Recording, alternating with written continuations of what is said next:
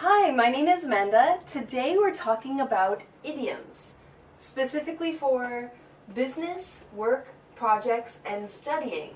Now, as I've mentioned in other videos, it's really important to learn idioms if you're learning English because native speakers use idioms all the time, especially in the workplace and at school and in university and when talking about projects. Idioms are used very often, and the only way to understand native speakers is to understand idioms like these. Also, if you're going to take a speaking test, like IELTS, for example, the only way to get a high score in the IELTS test is to use idioms, and it's really important to understand. So, let's check these out. First, get things off the ground. Now, you have a couple of options here. You could say, get it off the ground, get this off the ground. So basically, it means to start a business.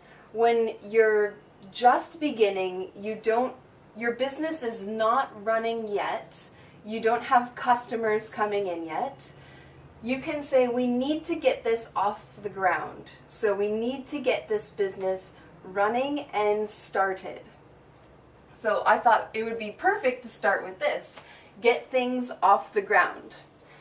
If you talk about your business in the past, we got things off the ground. We got it off the ground. We launched our business. Same thing. We launched our business is to get it off the ground. And it was a success. All right, so hopefully, yeah. We got things off the ground and we launched our business is the same thing. Next one, feel stretched thin. Obviously, this is a feeling. You can say that, well, I'm feeling a bit stretched thin right now. That means you have too many responsibilities, there are too many things that you have to do, and it's putting too much pressure on you, and you don't think that you can do all of it. So you feel like you're being stretched in many different areas. So that's it makes sense, right? That you feel like you're being stretched on so many different things. The amount of time you can put towards each thing that you have to do is too small, it's too thin, because you're stretching yourself too far. So you feel a bit stretched thin. It can also mean like feeling overwhelmed, like you have too much pressure. If you're talking about the past and you're telling a story about what happened to you in the past, you can say, I was feeling stretched thin at the time. I was feeling stretched thin at the time. I had too many things to do and I wasn't getting enough rest. So you can say that. Another way to say the same exact thing is there is too much on my plate. Or another person's plate. I think there's too much on her plate. So if I say there's too much on my plate, it means my plate has too many responsibilities. It means I have too many things to do. I have been given, or I have too many responsibilities, too many jobs, and I can't handle all of them. So if there is too much stuff on your plate, if we're talking about a real plate, for example, and there's too much stuff, then things will start falling off your plate. So when we use this idiom in reality and we say there's too much on my plate, it's like I have too many responsibilities and I can't do them all. It's not possible for me, so some things are not getting done because there is too much on my plate. Okay. Now, the next one is take on a responsibility. So you can take on a new project, you can take on a new responsibility at work or in your community or in your university. If you have joined a community in your university, you can take on a responsibility, meaning you decided to do that. So you have decided to take that responsibility and you're going to do that responsibility. So you accept it. You took on a responsibility. So if we're talking about the past, she took on too many projects. Okay? So this is not a good thing because it's too many. She took on too many projects and now there is too much on her plate. So you don't want to do that. You don't want to take on too many responsibilities and then you end up not having enough time to do everything. So make sure that you don't take on too many responsibilities, but it's a good thing to take on responsibilities. Basically, it means accept a responsibility from someone else. So you don't take on a responsibility like it's not like your own project that you have decided to do yourself. It's more like something from your work, from a group of people, and you have accepted a responsibility from that group. Okay, so don't confuse that. If you start something yourself, you're not taking on a responsibility. That's different. Next, as of now, or a specific date, we will start doing something different. Okay, so you might read notices. It might be in an email, or people might, during a meeting, tell people that there's going to be a change. So, as of now, or as of October 5th, for example, as a date, we will start doing something different. So, it means as of now, meaning starting now, or starting on the date, we will have a new policy or procedure. So your work might say, as of now, we will no longer be sending faxes to our customers or our clients from now on. As of now, we will be sending emails and we will no longer be sending faxes or letters in the mail. Okay, so that's what it means by as of now or as of this date. It means starting now or starting at that date. There will be a change in the policy or the way something is done. So a change in the rules or the way they're doing something.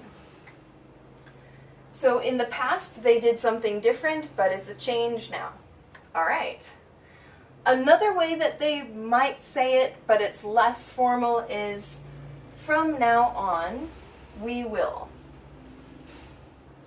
So from now on, we will start a new policy or a new procedure. Next, falling behind on. This is something you don't want to do. Don't fall behind on your homework, studying, your work, or a project.